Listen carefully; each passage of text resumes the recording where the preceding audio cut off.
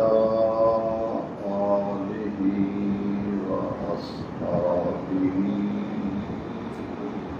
أجمعين. ما بعد فأعوذ بالله من الشيطان الرجيم. بسم الله الرحمن الرحيم. قل إن كنتم تحبون الله فاتبعوني يحببكم الله. صدق الله مولانا العظيم. إن الله وملائكته يصلون على النبي يا أيها الذين آمنوا صلوا عليه وسلموا تسليما.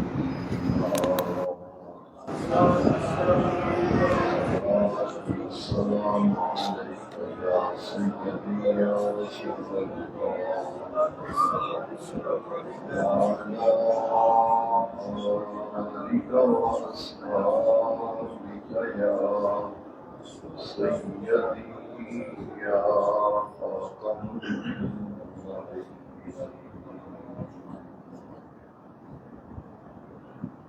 صدر محفل گرامی مرتبت عاشق رسول صوفی باصفا عالم باعمل حضرت مولانا الحاج فیض الرحمان صاحب کریمی متصل رحمۃ اللہ علیہ، برادران دین و ملت، ماہانہ درس قرآن و حدیث کی مبارک محفل ہے، جس میں ہم سب حاضری کی سعادت حاصل کر رہے ہیں۔ اللہ رب العزت درس قرآن و حدیث کمیٹی کے تمام اراکین کو، معاونین کو جزائے خیر عطا فرمائے، جو ہر مہینے بڑی استقامت و استقلال کے ساتھ اس مبارک محفل کا اہتمام اور انعقاد کرتے ہیں، اور آپ تمام حضرات جس اخلاص، محبت اور عقیدت کے ساتھ اس محفل میں تشریف لائے ہیں، میری دعا ہے کہ اللہ رب العزت قرآن مجید کے انوار و تجلیات اور حدیث پاک کے فیض و برکات سے تمام آنے والے حاضرین و سامعین کو رب ذوالجلال فیضیاب فرمائے۔ آج کے درس کا عنوان یقیناً آپ نے پڑھ لیا ہوگا، ربیع الاول شریف کے پرکیف مہینے میں اہل ایمان اپنے آقا کریم صلی اللہ علیہ وسلم کا جشن میلاد مناتے ہیں اور اپنے آقا کریم علیہ السلام کی تشریف آوری کی خوشیاں مناتے ہیں، ذکر مصطفیٰ کی محفلیں سجاتے ہیں، اور حضور کے ذکر سے، میلاد پاک کی برکتوں سے اپنے دامن کو بھرپور کرتے ہیں۔ میلاد شریف منا کر ہم اس بات کا عزم اور ارادہ کرتے ہیں اور اللہ کریم سے توفیق مانگتے ہیں کہ اے ہمارے پروردگار، جس محبوب کریم علیہ السلام کا ہمیں میلاد منانے کی توفیق بخشی اور ان کی دنیا میں آمد اور تشریف آوری کی خوشیاں منانے کی ہمیں توفیق مرحمت فرمائی، اس محبوب کریم علیہ السلام کی سیرت پاک، ان کی تعلیمات پر بھی ہمیں چلنے اور عمل کرنے کی توفیق عطا فرما۔ اس لیے آج کے درس کا عنوان میلاد مناؤ اور سیرت اپناؤ۔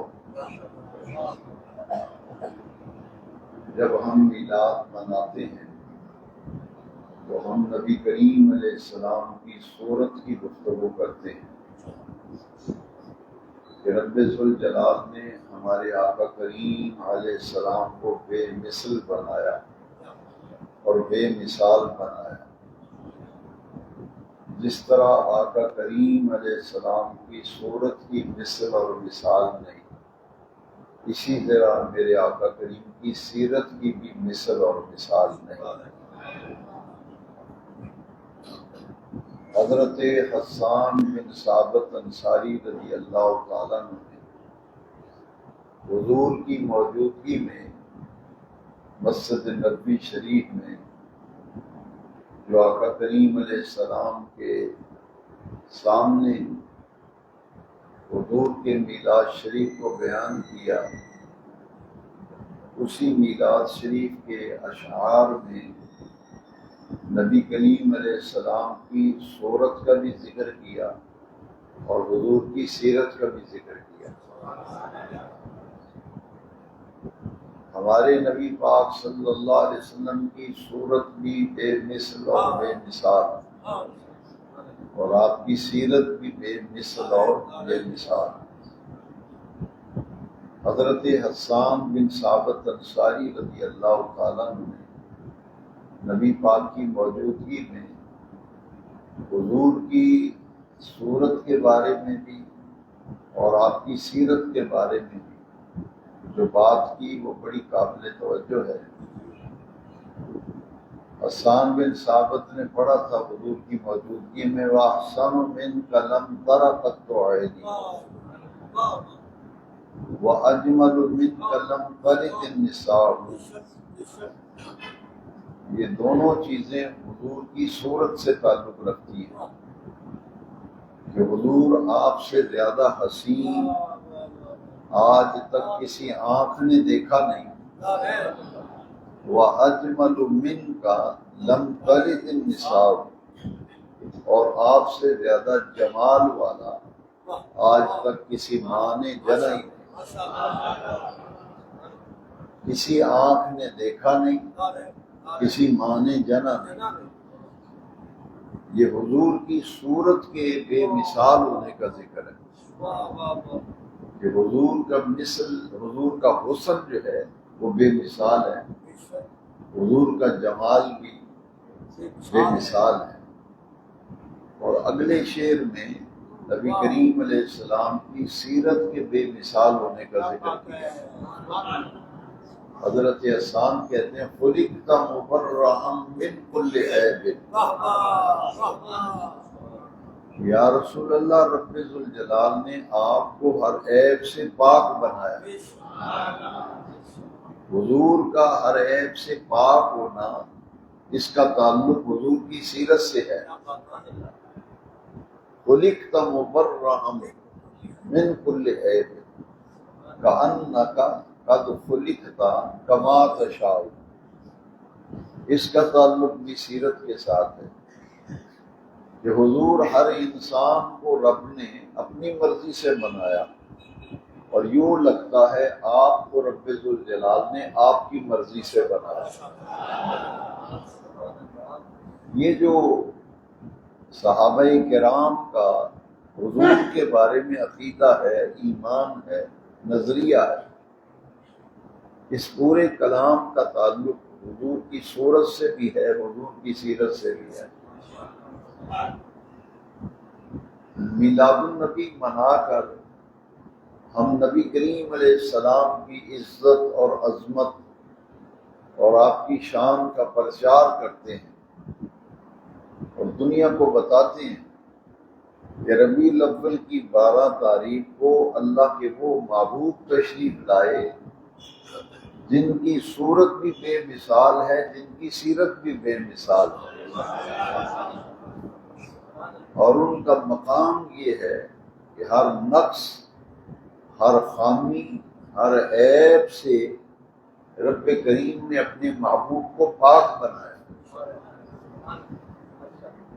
لہذا میلاد منا کر اب ہمیں جس کام کی ذمہ داری نبھانی ہے اور جو کام ہم سب کو مل کر کرنا ہے وہ یہ ہے کہ ہم اپنے دل میں نبی کریم علیہ السلام کی صورت کو، حضور کی صورت کا تصور اپنے دل میں رکھ کر پیارے آقا کریم علیہ السلام کی اداؤں، حضور کے مبارک طریقوں، حضور کی سیرت طیبہ کو اپنی زندگیوں میں مشعل راہ بنائیں اور اپنی زندگیوں کو نبی کریم علیہ السلام کی سیرت، آپ کے تعلیمات، آپ کے پیغام کے تابع کر دیں۔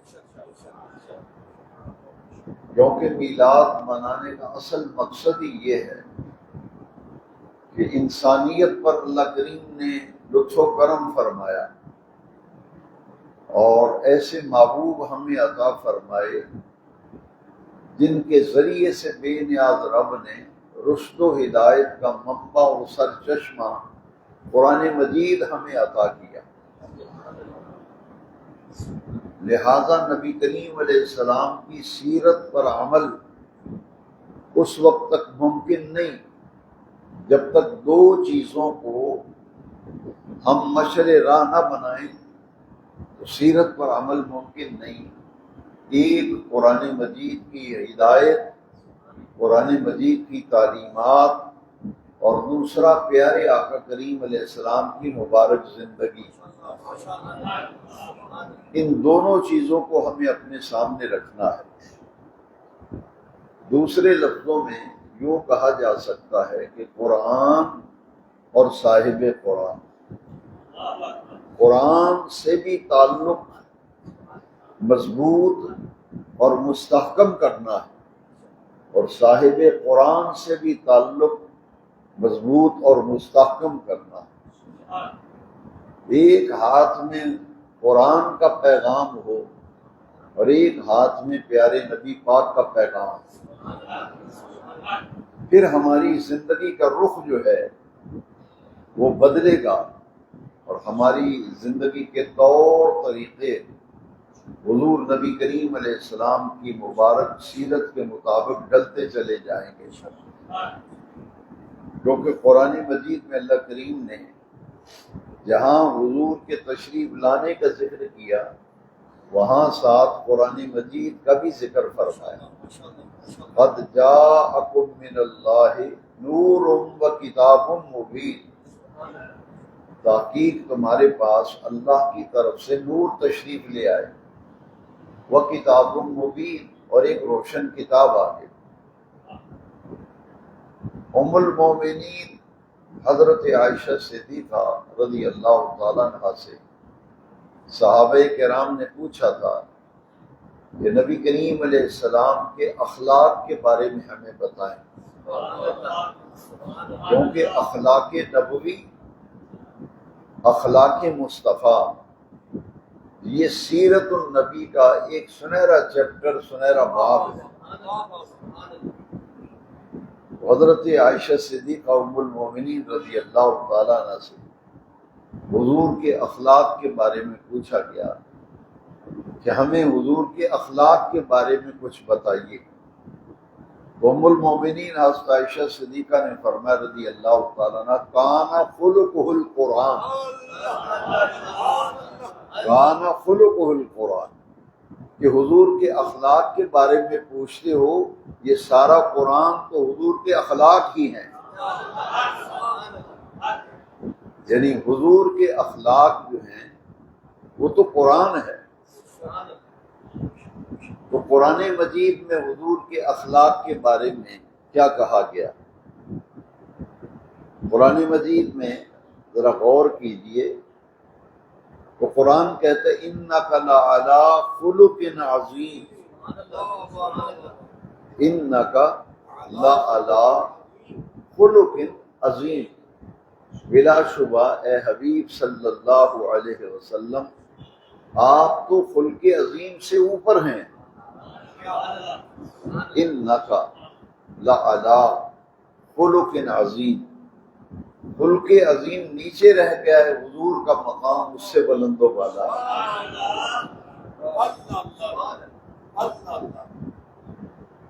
تو نبی کریم صلی اللہ تعالی علیہ وسلم کی مبارک حیات اور آپ کی مبارک زندگی،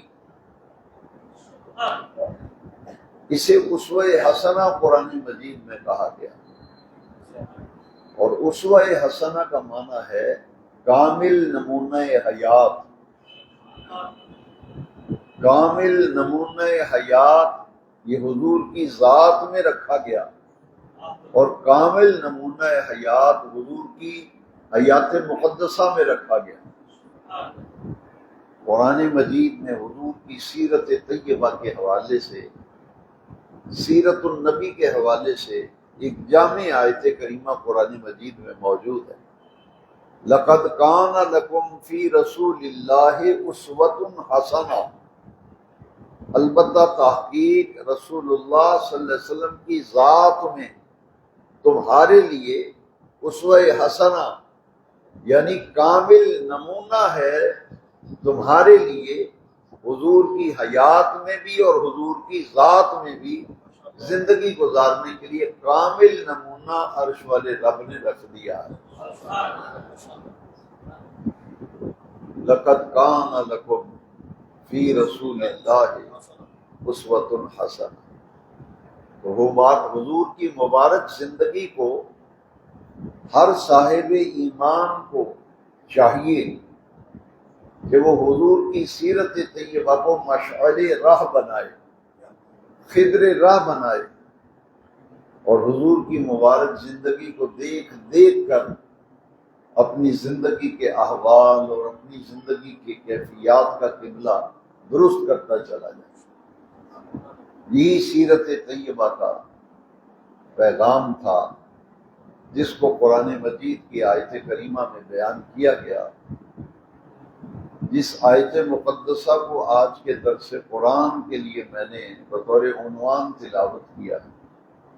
قُلْ إِن كُنتُمْ تُحِبُّونَ اللَّهَ، رب ذوالجلال نے قرآن کریم میں فرمایا اے محبوب کریم آپ فرما دیجئے ان کنتم تحبون اللہ، اگر تم واقعی اللہ سے محبت کرتے ہو، فاتبعونی، تو پھر میری پیروی کرو،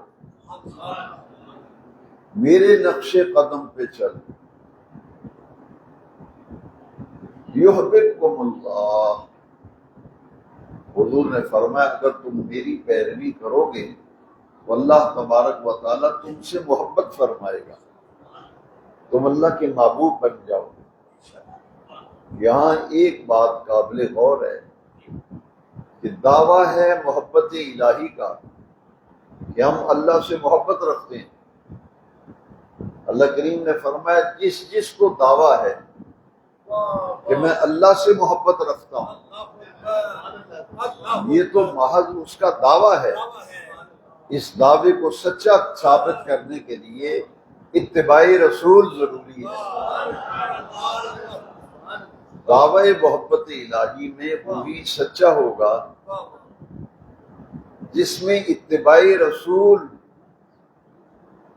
کا جذبہ موجود ہو اور وہ اپنی زندگی میں پیارے نبی کریم علیہ السلام کی سنتوں پر، حضور کی اداؤں پر، حضور کے طریقے پر چلتا ہوگا۔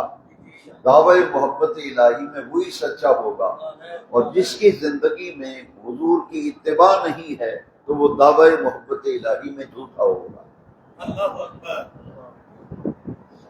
یہ آپ دیکھتے ہیں بزرگوں کے حالات زندگی، جب ہم پڑھتے ہیں اولیاء اللہ کے، بہت سے اولیاء اللہ کے حالات پڑھتے ہوئے یہ معلوم ہوتا ہے کہ وہ اپنی زندگی بھر یہی کوشش کرتے تھے، پوری زندگی اسی تب و دو میں ان کی گزری، اسی میں محنت کرتے رہے کہ نبی کریم علیہ السلام کے چلنے کا انداز کیا تھا۔ اللہ کے ولی یہ کوشش کرتے تھے کہ ہم اس طرح چلیں جس طرح نبی کریم علیہ السلام چلتے تھے۔ حضور کے اٹھنے اور بیٹھنے کا انداز کیا تھا، ہم اپنی زندگی میں حضور کے اٹھنے اور بیٹھنے کے انداز کو اپنائیں۔ نبی کریم علیہ السلام کے کھانا کھانے کے کیا معمولات تھے، تاکہ ہم اپنی زندگی میں معمولات نبوی جو ہیں انہیں اپنائیں۔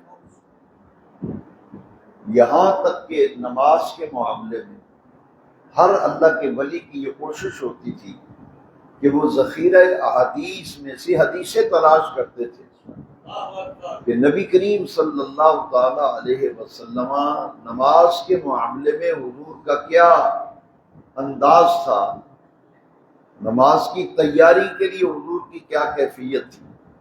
جب نماز شروع فرماتے تھے تو نماز حضور کی ادائیگی کا طریقہ کیا تھا، اور ادائیگی نماز کے بعد حضور کے معمولات کیا تھے۔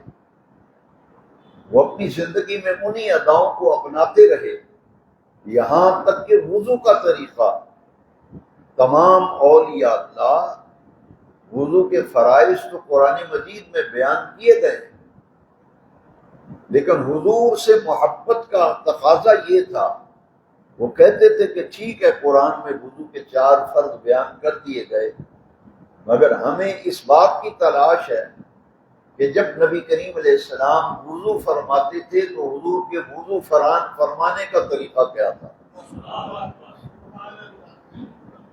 ایک ایک ادا حضور کی اپنایا کرتے تھے اولیاء اللہ۔ یہ شعر آپ نے کئی دفعہ دینی محافل کے اندر سلام کے اندر سنا ہوگا، جب محفل کے آخر میں صلاۃ و سلام پڑھا جاتا ہے۔ یہ شعر ہر ایک پیر طریقت پہ فٹ نہیں ہوتا۔ یہ جو شعر پڑھا جاتا ہے جس کی ہر ادا سنت مصطفیٰ، ایسے پیر طریقت پہ لاگو کرتا۔ یہ شعر پڑھنے کا مقصد کیا ہے کہ کچھ ایسے بھی شیوخ طریقت ہیں، ایسے اللہ والے ہیں کہ جن کی ہر ادا، یہاں تک کہ لباس پہننے کا انداز، امامہ باندھنے کا انداز، گفتگو کا انداز، اٹھنے بیٹھنے کا انداز، چلنے پھرنے کا انداز، وہ اختیار کرتے تھے جو حدیث شریف حضور کا طریقہ پڑھنے کو ملتا تھا۔ حضرت غزالی زماں علامہ سید احمد سعید کاظمی رحمۃ اللہ علیہ، میں نے ابتداءً جب انہیں سنا، شروع میں ان کی جو تقریریں میں نے سنی سامنے بیٹھ کے پاس بیٹھ، تو دوران تقریر بعض ایسی چیزیں آتی تھی جن کو 3 بار فرماتے تھے، اور میں یہ سوچتا تھا تقریر کے دوران کہ کاظمی صاحب اس ایک بات کو 3 مرتبہ فرماتے ہیں، 3 مرتبہ فرماتے ہیں۔ تو میں نے ایک استاد سے ان سے پوچھا کہ کاظمی صاحب دوران تقریر بعض جملے ایسے ہیں یا بعض الفاظ ایسے ہیں انہیں 3 مرتبہ دہراتے ہیں، تو انہوں نے کہا کہ نبی کریم علیہ السلام جب صحابہ سے گفتگو فرماتے تھے تو جو بات زور دے کر سمجھانا ہوتی تھی نبی کریم اسے 3 مرتبہ فرماتے تھے۔ بظاہر ایسے محسوس ہوتا تھا کہ شاید بھول گئے ہیں تو ایک بات کو 3 بار کر رہے ہیں، لیکن وہ میں نے خود پھر جب مطالعہ کیا تو وہ حدیث شریف سامنے آ گئی کہ کوئی بات اگر صحابہ کرام کو من و عن ان کے قلب و جگر میں اور ذہن میں حضور اتارنا چاہتے تھے، اور حضور وہ زور دے کے بات کو سمجھانا چاہتے تھے، تو نبی کریم علیہ السلام اس بات کو 3 مرتبہ فرماتے تھے، 3 مرتبہ فرماتے تھے۔ غرض کرنے کا مقصد یہ ہے کہ سیرت طیبہ کا اصل جو اپنانے کا معاملہ ہے اس کا تعلق حضور کی اداؤں کے ساتھ ہے۔ اس کے لیے بڑے ٹیکنیکل ورڈز ہیں، اصطلاحات ہیں، دینی اور شرعی اصطلاحات، ان سے صرف نظر کرتے ہوئے میں صرف سادہ لفظوں میں سمجھاتا ہوں کہ نبی پاک کے مبارک طریقے، حضور کی مبارک ادائیں، ان کو پیش نظر رکھنا چاہیے۔ یہاں تک کہ سیرت اپنانے کی جب بات آتی ہے تو ایک بات میں صرف سمجھانے کے لیے کہتا ہوں کہ سیرت اپنانے سے مراد کیا ہے۔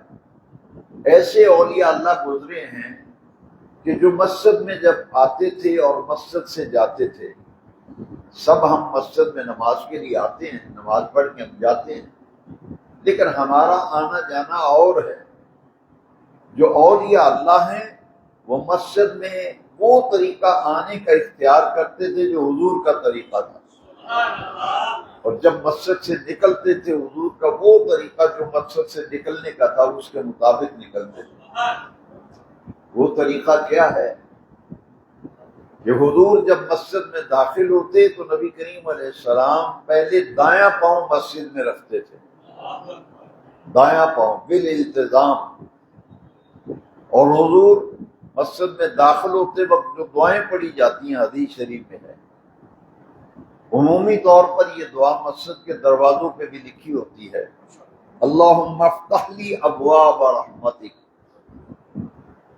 اور بعض روایات میں یہ موجود ہے کہ مسجد میں اللہ والے جب داخل ہوتے تھے تو حدیث کے مطالعے کے بعد انہوں نے یہ بات سمجھی اور اسے امت تک پہنچایا کہ مسجد میں سنت طریقہ آنے کا یہ ہے کہ پہلے تسمیہ پڑھا جائے، بسم اللہ والصلاۃ والسلام علی رسول اللہ، اللہم افتح لی ابواب رحمتک۔ یہ دعا پڑھتے اور پڑھتے ہی دایاں پاؤں مسجد میں پہلے داخل کرتے اور بایاں پاؤں مسجد میں بعد میں داخل کرتے۔ اور بعض ائمہ کرام سے یہ منقول ہے کہ مسجد میں داخل ہوتے وقت بھی دایاں پاؤں پہلے رکھتے تھے، اور محراب تک جاتے وقت ہر صف پر پہلے دایاں پاؤں آئے۔ اس بات کی پوری کوشش کرتے تھے کہ اگر مسجد کے دروازے سے بالفرض محراب تک 15 صفیں ہیں، ان 15 صفوں میں ان کی پوری کوشش ہوتی تھی کہ ہر صف پر پہلے دایاں پاؤں آئے۔ اعلیٰ حضرت کا ایک بڑا دلچسپ واقعہ ہے جو ان کی حیات میں نے پڑھا۔ ایک دن اعلیٰ حضرت فجر کی نماز میں ذرا تاخیر سے آئے، نمازی منتظر تھے کہ آج اعلیٰ حضرت کو آتے ہوئے تاخیر ہو گئی، تو جب اعلیٰ حضرت جلدی جلدی آئے اور تیزی سے آئے کیونکہ ذرا تاخیر ہو گئی تھی معمول سے زیادہ، تو ایک ظاہر بات ہے کہ نمازیوں کے اندر کچھ نقاد بھی ہوتے ہیں، تو ایک نمازی نے کہا کہ بڑے سنتوں کے پابند ہیں اور بڑے مشہور ہیں کہ مولانا احمد رضا خان بالالتزام سنتوں کے پابند ہیں۔ اس نے کہا آج دیکھتے ہیں، تیزی سے آ رہے ہیں اور لیٹ آئے ہیں، جلدی جلدی جا رہے ہیں، دیکھتے ہیں آج سنت کا خیال رکھتے ہیں یا نہیں رکھتے۔ تو اس نے جب دیکھا تو وہ حیران رہ گیا۔ اس نے کہا کہ یہی تو صاحب استقامت لوگ ہیں کہ آپ اتنی تیزی اور جلدی میں آنے کے باوجود سنت طریقے سے مسجد میں داخل ہوئے، اور ہر صف پر جب محراب تک آپ تشریف لے گئے تو ہر صف پر پہلے دایاں قدم ہی آیا تھا۔ اور مسجد سے نکلنے ہم اس چیز کا لحاظ نہیں رکھتے، ہم تو دعا بھی نہیں پڑھتے، بایاں پاؤں پہلے آ جائے دایاں آ جائے، ہم نے کبھی لحاظ و خیال نہیں رکھا۔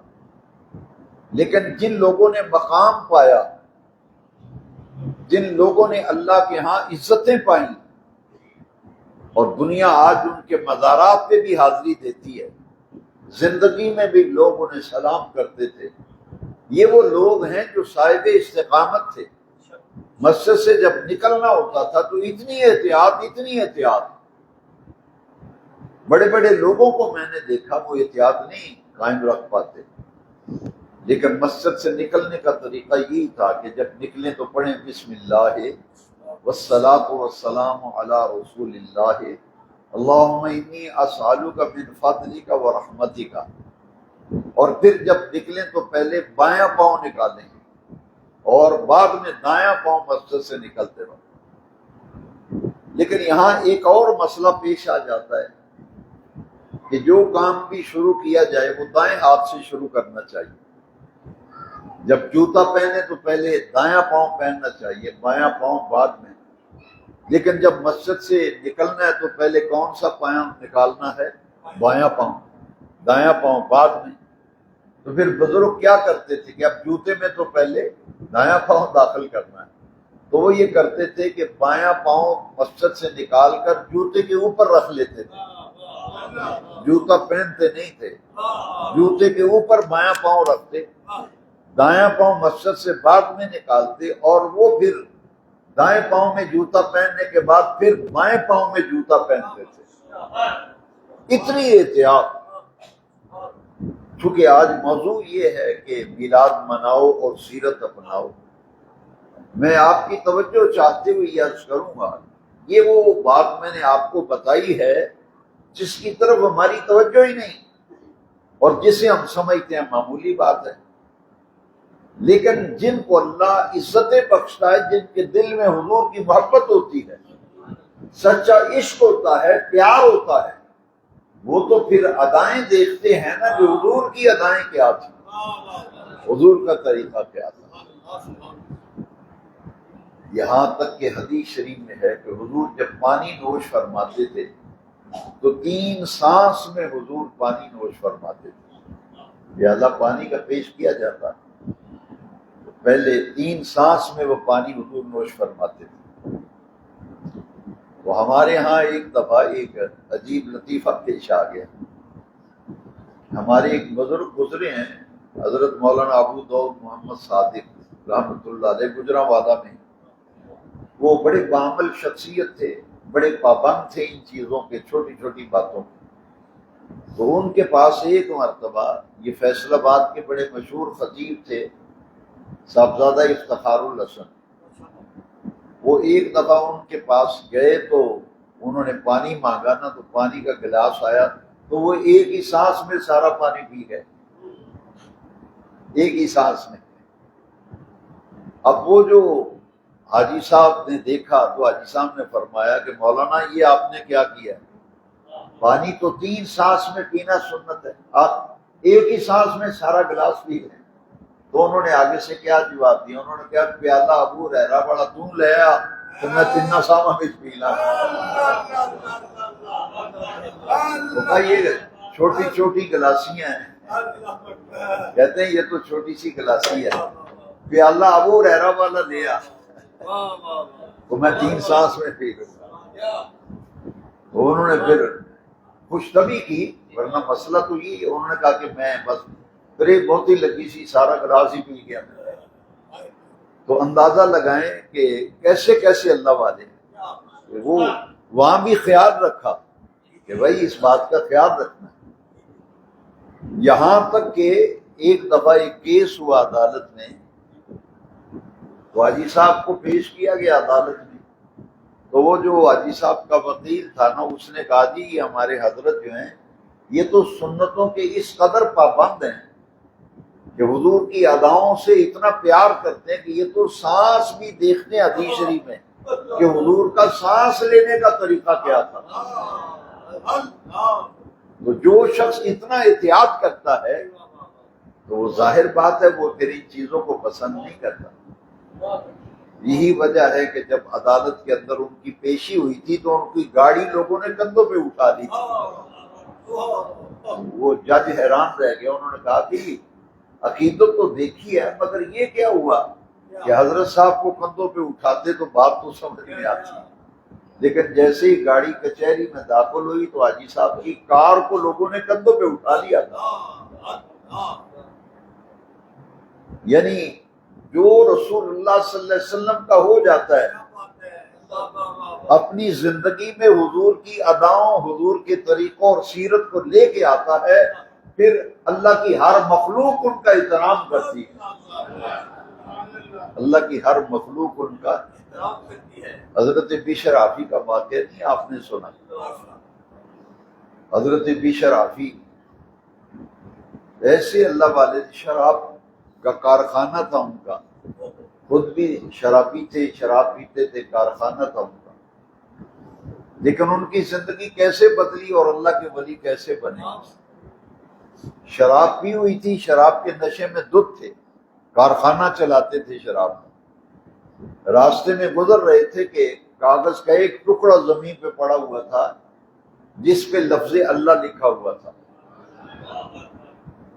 تو ان کی نظر پڑ گئی، وہ کاغذ جو اس پہ گرد و غبار پڑا ہوا تھا۔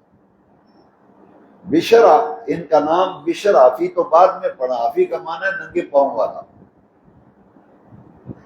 وہ کاغذ کا ٹکڑا جب اٹھایا تو پہلے تو اس سے گرد و غبار صاف کیا اور پھر اس کاغذ کے ٹکڑے کو چوما، چوم کے آنکھوں پہ لگایا، پھر اس کو عطر لگایا، عطر لگا کر گھر میں جو سب سے اونچی جگہ تھی، قرآن مجید رکھا ہوا تھا، وہاں انہوں نے لفظ اللہ والا کاغذ صاف کر کے عطر لگا کر اونچی جگہ پہ رکھا اور شراب خانے چلے گئے۔ جب شراب خانے میں گئے تو رات کو شہر بغداد کے ایک اللہ کے ولی تھے، انہیں خواب میں حکم ہوا کہ بشر آفی کو جا کے مبارک دو اور ان سے کہو تو نے ہمارے نام کی عزت کی، ہم نے تمہیں معزز بنا دیا، اور اس کو جا کے مبارک دو کہ بے نیاز رب نے بشر کے اس عمل کو قبول کر کے ان کو مقام ولایت عطا کر دیا۔ اب جب وہ بزرگ خواب سے بیدار ہوئے تو بشر کے کارخانے میں چلے گئے، شراب کے کارخانے۔ دروازہ جب بجایا تو چوکیدار نے کہا کہ یہ تو اللہ کے ولی ہیں، شہر بغداد کے مشہور شخصیت ہیں، تو یہ شراب خانے کیسے آ گئے؟ اس نے پوچھا حضرت آپ کا یہاں کیا کام؟ یہ تو شراب خانہ ہے۔ فرمایا اس کا جو مالک ہے نا بشر، میں اسے ملنے کے لیے آیا ہوں۔ انہوں نے کہا حضرت وہ تو شراب کے نشے میں ہے، منہ سے جاگ چھوٹی ہوئی ہے، وہ تو بے خود پڑا ہوا ہے۔ فرمایا جاؤ اس کو اٹھا کو جا کے اس کو کہو کہ اللہ کا پیغام لے کر ایک بندہ آیا ہے۔ بشر کو جب پیغام ملا تو ہانپتے کانپتے اٹھ کر کے باہر آئے، لوگوں نے پکڑا ہوا ہے، تو آپ نے فرمایا بشر تمہیں مبارک ہو، اللہ کریم نے تیرے اس عمل کو قبول فرما لیا، اور بے نیاز رب فرماتا ہے تو نے میرے نام کی عزت کی ہے، میں نے تجھے دنیا میں عزت والا بنا دیا۔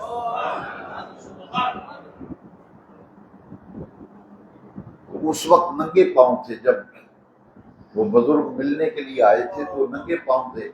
انہوں نے کہا کہ زندگی بھر اب میں جوتا نہیں پہنوں گا۔ یہ عمل توبہ بن گیا، منہ صاف کیا، غسل کیا، توبہ طائب ہوئے، پھر وہ مقام ملا ولایت میں، ایک چھوٹا سا عمل، اس کا مقام کیا ملا کہ امام احمد بن حنبل علیہ الرحمہ رات کو جا کر بشر آفی کے پاؤں دباتے تھے، اور امام احمد بن حنبل مجتہد ہیں، امام احمد بن حنبل مجتہد ہیں، اور بشر کے جا کے رات کو ٹانگیں دباتے ہیں، پاؤں دباتے ہیں، اور جا کر کیا کہتے تھے؟ لوگوں نے اعتراض کیا، لوگوں نے کہا جی یہ تو مست حادثہ آدمی ہے، تو آپ اتنے بڑے عالم اور مجتہد، اور آپ جا کے اپنے مقام کا آپ لحاظ نہیں رکھتے، اتنے بڑے عالم ہو کر وہ مست حادثہ آدمی ہے، اس کی ٹانگیں دباتے ہیں، پاؤں دباتے ہیں۔ اللہ اکبر، انہوں نے بڑے پیارا جواب دیا، انہوں نے کہا تمہیں کیا پتا کہ بشر کا کیا مقام ہے، کہ آپ اتنی شریعت کو جاننے والے ہیں، اتنے بڑے عالم ہیں، تو وہ تو ان پڑھ سا آدمی ہے، اس کے پاؤں دباتے ہیں آپ۔ آپ نے فرمایا یہ ٹھیک ہے، تمہاری بات ٹھیک ہے کہ شریعت کو میں زیادہ جانتا ہوں، شریعت کو میں زیادہ جانتا ہوں، لیکن شریعت والے کو وہ زیادہ جانتا ہے۔ میں کہا کہ ٹھیک ہے، میں صاحب علم ہوں، مجتہد ہوں، شریعت کو میں زیادہ جانتا ہوں، لیکن جس کے پاؤں دباتا ہوں وہ شریعت والے کو وہ زیادہ جانتا ہے۔ روایات میں آتا ہے جب پاؤں دباتے تھے نا تو کیا کہتے تھے؟ خود مجتہد ہیں، اور ایک فقہ ان سے منسوب ہے، فقہ حنبلی۔ پاؤں دباتے تھے، وہ کہتے تھے بشر کوئی یار کی بات سنو، کچھ اللہ کی باتیں مجھے سناؤ۔ یہ بشر آفی کا مقام تھا، ولایت میں اعلیٰ ترین درجہ ملا۔ اور جس راستے سے بشر آفی گزرتے تھے، کیونکہ جب توبہ ان کی قبول ہوئی تھی، بشارت ملی تھی، ننگے پاؤں تھے، تو شکرانے کے طور پر زندگی بھر جوتا نہیں پہنا انہوں نے، ان کا نام پڑ گیا بشر آفی، ننگے پاؤں والا۔ جس راستے سے گزرتے تھے ان راستوں پر جانور بھی گوبر پیشاب نہیں کرتا۔ بغداد کی جامع مسجد میں فجر کی نماز ہوئی، نمازی نکل رہے تھے، تو ایک نمازی جو ہے اس نے زور سے چیخ ماری، لوگوں نے اسے پکڑ لیا کہ شاید کوئی بچھو یا سانپ وغیرہ نہ کاٹ گیا ہو۔ انہوں نے پوچھا کیا ہوا ہے تجھے؟ اس نے کہا کچھ نہیں ہوا، لگتا ہے بشر آفی کا انتقال ہو گیا۔ انہوں نے کہا ہم تو خبر نہیں سنی، ہمیں تو پتہ نہیں، کیسے پتہ چلا؟ اس نے کہا یہ دیکھو جو گلی میں گوبر پڑا ہے نا، یہ بتا رہا ہے کہ بشر کا انتقال ہو گیا۔ اس راستے سے بشر آفی گزرا کرتے تھے، تو جن جن راستوں سے بشر آفی گزرتے تھے وہاں پیشاب اور گوبر نہیں کرتے تھے جانور۔ تو جب اللہ والے حضور کی اداؤں اور سنتوں میں اتنے پابند ہو جاتے ہیں، پھر اللہ تبارک و تعالیٰ کے وہ محبوب بن جاتے ہیں۔ قُلْ إِن كُنتُمْ تُحِبُّونَ اللَّهَ فَاتَّبِعُونِي يُحْبِبْكُمُ اللَّهُ۔ اتباع مصطفیٰ سے وہ اللہ کے محبوب بن جاتے ہیں۔ جب وہ اللہ کے محبوب بن جاتے ہیں پھر انسان کیا، جانور بھی ادب کرتے ہیں، جانور بھی ان کا احترام کرتے ہیں، جو حضور کی سیرت، حضور کی صورت کو دل میں بسا کر، حضور کی صورت کو دل میں بسا کر آقا کریم کی سیرت اور اداؤں کے مطابق اپنی عملی زندگی کو ڈھال دیتے ہیں، تو پھر ہر مخلوق اللہ کے ولیوں کا ادب بھی کرتی ہے، احترام بھی کرتی ہے۔ وہ اتباع نبوی کی وجہ سے اللہ کے محبوب بن جاتے ہیں۔ اور حضور کی مبارک سیرت میں زندگی کا کوئی ایسا گوشہ نہیں ہے جو حضور کی سیرت میں رہنمائی نہ رکھتا ہو۔ آپ نے علماء سے سنا ہوگا کہ حضور کے نالین مبارک، حضور اپنے نالین مبارک خود مرمت فرماتے تھے، کپڑوں کو حضور اپنے دست اقدس سے پیبند لگاتے تھے۔ حضرت صاحبزادہ سید فیض الحسن شاہ صاحب آلو مہار شریف والے علیہ الرحمہ، انہوں نے اپنے ایک مقالے میں لکھا ہے کہ حضور نے جو اپنے نالین شریف خود مرمت فرمائے تھے، اس میں حکمت یہ تھی کہ اگر کسی بازار میں بیٹھ کر میرا کوئی امتی جوتے مرمت کا کام کرتا ہو تو اس کو کوئی حقارت کی نظر سے نہ دیکھے، اس کو کوئی حقارت کی نظر سے۔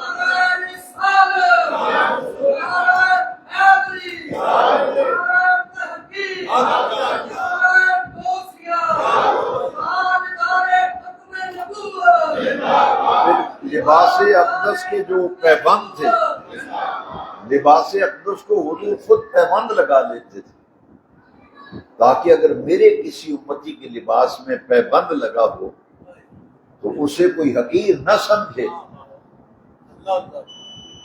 ایک مزدور کی زندگی میں اسوہ حسنہ، مزدور کی زندگی میں جب غزوہ خندق ہوا تھا حدیث شریف میں نبی کریم علیہ السلام خود کدال پکڑ کر صحابہ کے شانہ بشانہ حضور نے خندق کھودنے میں صحابہ کے ساتھ حصہ لیا تھا، تاکہ میرا کوئی امتی جب محنت مزدوری کرتا ہو تو اس کو کوئی حقارت سے نہ دیکھے۔ لَقَدْ كَانَ لَكُمْ فِي رَسُولِ اللَّهِ أُسْوَةٌ حَسَنَةٌ، حضور کی پوری حیات طیبہ میں نمونہ کمال موجود ہے۔ آپ دیکھیں کہ جب کوئی فاتحانہ حیثیت سے کسی شہر میں داخل ہوتا ہے تو سب سے پہلے اپنے مخالفوں کو چن چن کر وہ سزائیں دیتے ہیں، لیکن جب مکہ فتح ہوا تو 10,000 حضور کے غلام ساتھ تھے مکہ مکرمہ، 10,000 حضور کے جان نثار عظیم لشکر 10,000 کا، تلواروں کے سائے میں تھے اہل مکہ اور ان کے مکمل دسترس اور قابو میں تھے اہل مکہ، لیکن نبی کریم علیہ السلام نے جو فتح مکہ کے دن بیت اللہ کے دروازے میں کھڑے ہو کر حضور نے فرمایا تھا کہ بتاؤ تم مجھ سے کیسے سلوک کی امید رکھتے ہو، تو اہل مکہ نے کہا تھا آپ کریم ابن کریم ہیں، آپ خود بھی کریم ہیں اور آپ کے والد بھی کریم ہیں، ہم آپ سے خیر کی توقع رکھتے ہیں۔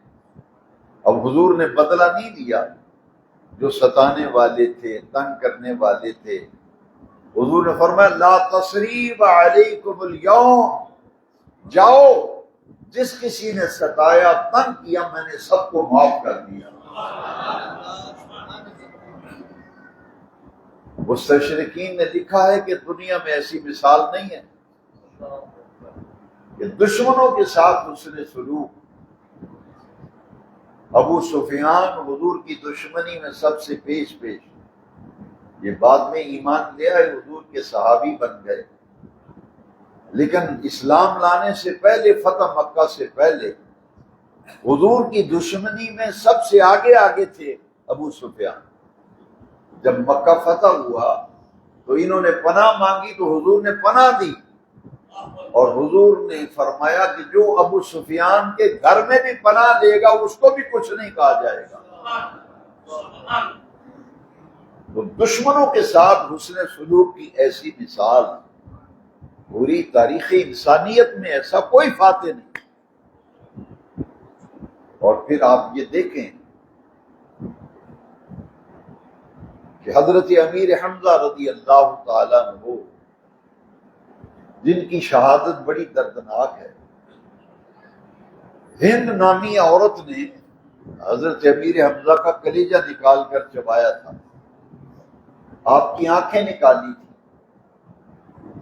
آپ کی زبان کاٹی تھی، کان کاٹے تھے، اور پیٹ چاک کر کے ان کی انتڑیاں زمین پہ پھینکی تھی۔ واشی نامی قاتل تھا حضرت سیدنا امیر حمزہ حضور کے چچا کا، لیکن فتح مکہ کے بعد جب واشی مسلمان ہونے کے لیے مدینہ شریف آیا تو کیا نبی کریم علیہ السلام کے سامنے آ کر کھڑے ہو کر اس نے کلمہ پڑھنا شروع کر دیا۔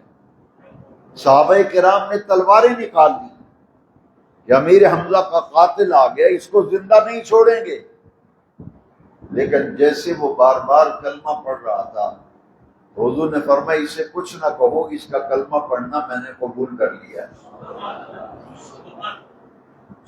حضور نے فرمایا تو وحشی ہے؟ وحشی؟ اس نے کہا جی میں وحشی ہوں، امیر حمزہ کا قاتل۔ حضور نے فرمایا تجھے میں نے معاف کیا، کتنا بڑا ظلم کیا تھا، دونوں کان کاٹے، دونوں آنکھیں نکالی، زبان کاٹی، پیٹ چاک کیا، امیر حمزہ کا کلیجہ ہند نے چبایا تھا، لیکن جب اسلام لائے قبول کیا تو نبی کریم علیہ السلام نے یکسر معاف فرما دیا، کوئی سزا نہیں دی، کوئی گرفت نہیں۔ ہاں اتنی بات ضرور کی نبی کریم علیہ السلام نے کہ جب بھی تم ملنے کے لیے آیا کرو نا تو میرے پیچھے بیٹھا کرو، سامنے نہیں، جب سامنے آؤ گے تو مجھے اپنے چچا کی شہادت یاد آ جائے گی۔ لیکن جو معاملہ ہے وہ تو یہ ہے کہ اتنا بڑا ظلم کیا، لیکن جب وہ کلمہ پڑھتے ہیں تو حضور بالکل یکسر معافی دے دیتے ہیں۔ اسی لیے مستشرقین نے کہا کہ دوستوں کے ساتھ جو رویہ پیغمبر اسلام کا تھا، پوری انسانی تاریخ کے اندر دشمنوں سے ایسا سلوک کوئی نہیں کرتا۔ اور پھر حضرت آدم سے لے کر قیامت تک مستشرقین نے لکھا ہے، غیر مسلموں نے لکھا ہے کہ دنیا میں کوئی ایک آدمی ایسا نہیں جس کی پوری زندگی محفوظ ہو۔ پوری انسانیت میں اکیلے ہمارے نبی کریم علیہ السلام، جن کی ولادت میلاد سے لے کر وصال تک ان کی زندگی کا ایک ایک لمحہ سیرت کی کتابوں کے اندر محفوظ ہے۔ آپ کا بچپنا، آپ کے ایام رضاعت، آپ کا لڑکپن، آپ کی جوانی، آپ کے وصال تک پوری زندگی سیرت کی کتابوں کے اندر آپ کو ملے گی۔ اور حیات رسول کا ایک ایک فرق اگر آپ دیکھنا چاہیں تو سیرت النبی کی کوئی کتاب اٹھا لیں، سیرت مصطفیٰ کی کوئی کتاب اٹھا لیں، حضور کی حیات طیبہ کا ایک ایک فرق آپ کو نظر آئے گا۔ اور 63 سال حضور نے زندگی پائی، 63 برس۔ آپ کو پوری 63 سالہ زندگی اگر ملے گی تو سیرت کی کتابوں کے اندر ملے گی۔ کسی کی پوری زندگی محفوظ نہیں، صرف ہمارے نبی کریم علیہ السلام، اس لیے کہ ان کی پوری زندگی ہمارے لیے کامل نمونہ ہے، اور ان کی ذات بھی ہمارے لیے کامل نمونہ ہے۔ ایک تاجر اگر مجھ سے سوال کرے کہ میں تاجر ہوں، کاروباری ہوں، وپاری ہوں، کیا میرے لیے بھی حضور کی سیرت میں کوئی نمونہ موجود ہے؟ یہ جو مسجدیں تعمیر کرتے ہیں، معمار جنہیں کہتے ہیں، کاریگر، مسجد بنانے والے، اینٹیں لگانے والے، مجھ سے اگر پوچھیں کہ کیا حضور کی زندگی میں ہمارے لیے بھی کوئی اسوہ حسنہ ہے، تو میں کہوں گا ہاں۔ جب مسجد نبی تعمیر ہو رہی تھی تو نبی کریم علیہ السلام خود اینٹیں پتھر اٹھا اٹھا کے لگوا رہے تھے۔ مسجد نبی کی تعمیر میں حضور نے بنفس نفیس حصہ لیا تھا، اور صحابہ کے ساتھ مل کر مسجد نبی کی تعمیر میں حضور خود حصہ لے رہے تھے۔ تاجر اگر مجھ سے کوئی سوال کرے تو میں جواب یہ دوں گا کہ حضور نے 63 سالہ زندگی میں 14 برس حضور نے تجارت کی تھی۔ کتنے سال؟ 14 سال میرے نبی پاک نے تجارت کی تھی، چونکہ اہل مکہ کا آبائی پیشہ تجارت تھا، تو حضور نے بھی بعثت سے پہلے، اعلان نبوت سے پہلے، مکے کی منڈی سے حضور مال اٹھاتے تھے، شام کی منڈیوں میں حضور مال لے کے جاتے تھے، اور بنفس نفیس نبی کریم علیہ السلام خود تجارت فرماتے تھے۔ بڑے بڑے تاجر، بڑے بڑے وپاری، سوداگر یہ تمنا کرتے تھے کہ کاش حضور کے بارے میں وہ کہتے تھے کاش یہ ہمیں کاروبار میں اپنے ساتھ شریک کر لیں یا ہمارے ساتھ کاروبار میں شریک ہو جائیں۔ کیوں؟ حضور کی دیانت، امانت اور صداقت کو دیکھ کر، حضور کی دیانت، امانت اور صداقت کو دیکھ کر وہ کہتے تھے کہ یا ہمارے ساتھ کاروبار میں شریک ہو جائیں یا ہمیں اپنے ساتھ شریک کریں۔ 14 سال حضور نے تجارت فرمائی، تاجروں کے لیے حضور کی سیرت میں کامل نمونہ ہے۔ اب اس سے زیادہ میں کیا عرض کروں کہ ترمذی شریف کے اندر حدیث ہے، نبی کریم علیہ السلام نے فرمایا التاجر الصدوق الامین مع النبیین والصدیقین والشہداء۔ جامع ترمذی میں حدیث، حضور نے فرمایا دیانتدار اور امانت دار تاجر قیامت کے دن نبیوں، صدیقوں اور شہیدوں کے ساتھ اٹھایا جائے گا۔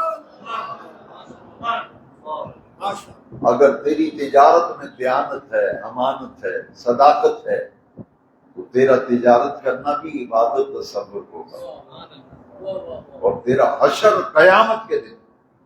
حدیث پاک ترمذی شریف، دیانتدار امانت دار تاجر قیامت کے دن نبیوں، صدیقوں اور شہیدوں کے ساتھ ہوگا۔ نبی کریم صلی اللہ علیہ وسلم کی پوری سیرت طیبہ اپنے دامن میں بڑی وسعت رکھتی ہے۔ نبی کریم علیہ السلام کا طریقہ مبارکہ یہ تھا کہ جب کھانا تناول فرماتے تو تسمیہ پڑھ کر بسم اللہ الرحمن الرحیم، تسمیۃ القرآن پڑھ کر پھر حضور کھانا شروع فرماتے۔ اب جب کھانا تناول فرماتے تو اللہ کی حمد کرتے، الحمدللہ پڑھتے، الحمدللہ الذی اطعمنا وسقانا وجعلنا من المسلمین۔ حدیث شریف میں دعا ہے، حضور یہ پڑھا کرتے تھے۔ اور حضور نے فرمایا کہ جب بھی کھانا کھاؤ تو بھوک رکھ کر کھاؤ۔ پیٹ بھر کے زندگی بھر حضور نے کھانا نہیں کھایا، بلکہ نبی کریم علیہ السلام نے فرمایا سب سے برا برتن جسے انسان بھرتا ہے وہ انسان کا پیٹ ہے۔ جب بھی کھانا حضور تناول فرماتے بھوک رکھ کر کھانا کھاتے تھے، اور یہی وجہ ہے کہ ایک طبیب مدینہ شریف میں علاج کے لیے آیا، کچھ عرصہ رہا اور چپ کر کے اپنی دکان بند کر کے چلا گیا۔ اس نے کہا یہاں تو بیماری کو نہیں ہوتا، میری دکان کیسے چلے گی؟ اس نے جب تحقیق کی کہ وجہ کیا ہے، انہوں نے کہا کہ صحابہ حضور کی تعلیم پہ عمل کرتے ہیں، پیٹ بھر کے کھانا نہیں کھاتے، بلکہ کچھ بھوک ہو تو کھانا ترک کر دیتے، مناسب حد تک کھانا کھانا، یعنی جسم جو ہے وہ کھانے کا بوجھ اٹھاتا پھرے۔ ایک یہ ہے کہ کھانا تمہیں طاقت دے، حضور نے فرمایا بس اتنی غذا کافی ہے جتنی جسم میں طاقت برقرار رہے۔ اسی سے یہ سیرت میں ملتا ہے کہ کم بولنا، کم کھانا، کم سونا، اس میں حکمت ہے۔ یعنی زندگی گزارنے کے طور طریقے، ازواج مطہرات سے ازدواجی معاملات، یہ ساری چیزیں اگر ملیں گی تو حضور کی سیرت میں ملیں گی۔ حضرت عائشہ صدیقہ رضی اللہ تعالیٰ عنہا نے حضور کے وصال کے بعد 2 پیبند لگی چادریں صحابہ کو دکھائی تھی۔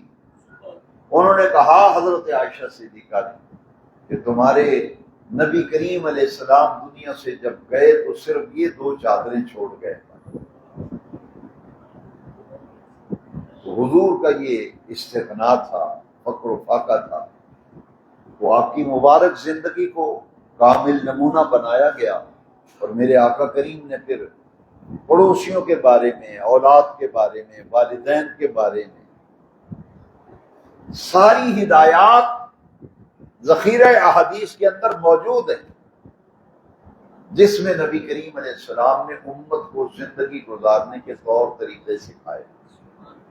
ان میں سے ایک بات بڑی ہی قابل توجہ ہے کہ جو آدمی نفل پڑھتا ہے اس کا بہت زیادہ فائدہ ہے، نفل پڑھنے کا بہت زیادہ فائدہ ہے۔ اگر فرض پورے نہیں ہوں گے، نامہ اعمال میں نفل ہوں گے، فرض پورے نہ ہونے کی وجہ سے نامہ اعمال میں اگر آپ کے نفل ہوئے نا تو اللہ تعالیٰ نفل ڈال کے حکم دے گا کہ اس کے نفل ڈال کے اس کے فرض پورے کر دو۔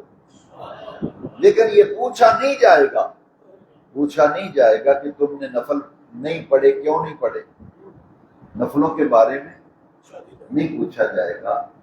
لیکن سنو سیرت کا پیغام کیا ہے، کسی مسلمان کو تکلیف دی ہوگی اس کے بارے میں پوچھا جائے گا۔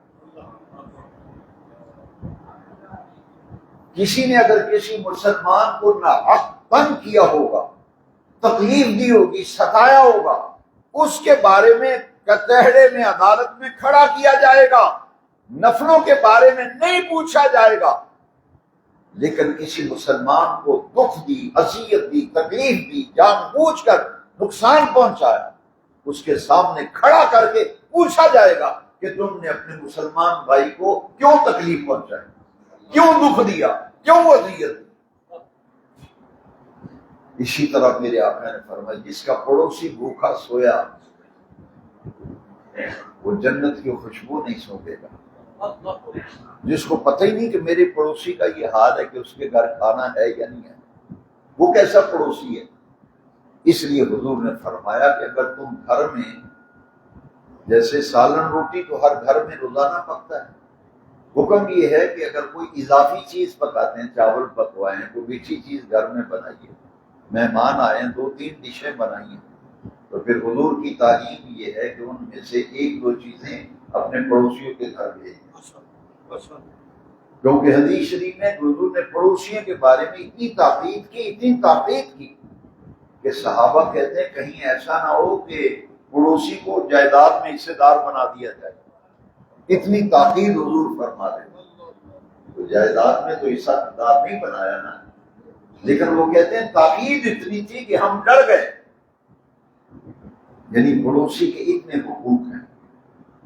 پھر ماں باپ کو جو اولاد ستاتی ہے، تنگ کرتی ہے، اس کے نیک اعمال قبول نہیں ہوتے۔ حضور نے فرمایا جو شخص اپنی ماں کو ستائے، باپ کو دکھ دے، جس اولاد کی وجہ سے ماں باپ کو گناہ میں ملے، تکلیف پہنچے، اذیت پہنچے، ایسی اولاد جو ماں باپ کے لیے تنگی کا باعث بنے، پریشانی کا باعث بنے، دکھ دے، تکلیف دے، حضور نے فرمایا ایسی اولاد کو قیامت کے دن جنت کی خوشبو نہیں سونگے گی۔ یہ وہ تعلیمات تھیں جن کا تعلق حضور کی سیرت پاک کے ساتھ تھا، جس کی بنیاد پر اسلامی فلاحی معاشرہ وجود میں آتا ہے۔ معاشرے کا نقشہ بدلتا ہے اگر سیرت طیبہ پر عمل کیا جائے۔ میں دعا کرتا ہوں اللہ تبارک و تعالی ہمیں میلاد منانے کی رب کریم نے توفیق دی۔ ہم اپنے رب سے دعا مانگتے ہیں، اے ہمارے پروردگار، اے ہمارے رب کریم، تو نے ہمیں اپنے آقا و مولا کا جشن ولادت، جشن میلاد منانے کی توفیق بخشی، ہم تیرا شکر کرتے ہیں۔ یہ میلاد کی بہاریں زندگی میں ہر سال ہمیں دیکھنا نصیب فرما، اور ہم دعا مانگتے ہیں ہمارے رب کریم اس میلاد والے آقا کی سیرت کو اپنی زندگیوں میں مشعل راہ بنانے اور اپنی زندگیوں میں محمد طریقہ محمدی لانے کی اللہ ہمیں توفیق دے۔ دین ہو دین محمدی سب کا، دین ہو دین محمدی سب کا، طریقہ ہو طریقہ محمدی سب کا۔ اب بڑے دکھ سے یہ کہنا پڑتا ہے کہ ہمارے گھروں میں ہندوؤں کے طریقے، یہودیوں کے طریقے، عیسائیوں کے طریقے ہمارے گھروں میں۔ ہماری نجات تب ہوگی، سرفرازی سرخری تب ملے گی جب یہود و نصارہ کے ہندوؤں کے طریقوں کو گھروں سے نکال کر پیارے نبی کریم علیہ السلام کی ادائیں، حضور کے مبارک طریقے گھروں میں لائیں گے تو ہر طرف خیر ہی خیر، ہر طرف برکت ہی برکت۔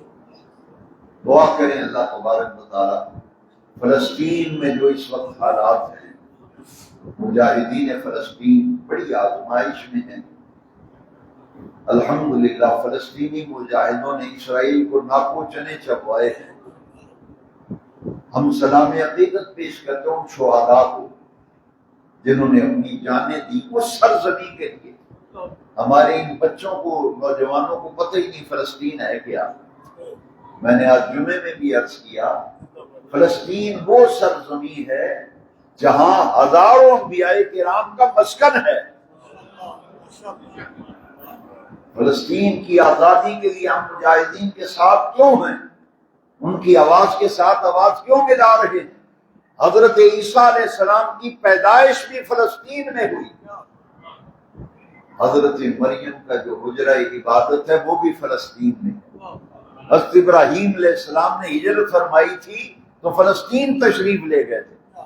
میرے نبی کریم علیہ السلام معراج پہ گئے تھے تو سورہ بنی اسرائیل میں ہے من المسجد الحرام الی المسجد الاقصی، یہ وہ مسجد اقصی ہے، یہ وہ فلسطین ہے جہاں ہزاروں انبیاء کرام کا مسکن ہے، مزارات ہیں، حضرت موسیٰ کی یادیں ہیں، حضرت عیسیٰ کی یادیں ہیں، حضرت داؤد کی یادیں ہیں۔ یہ وہ مقدس سرزمین ہے جس کی آزادی کے لیے مجاہدین فلسطین جہاد کر رہے ہیں۔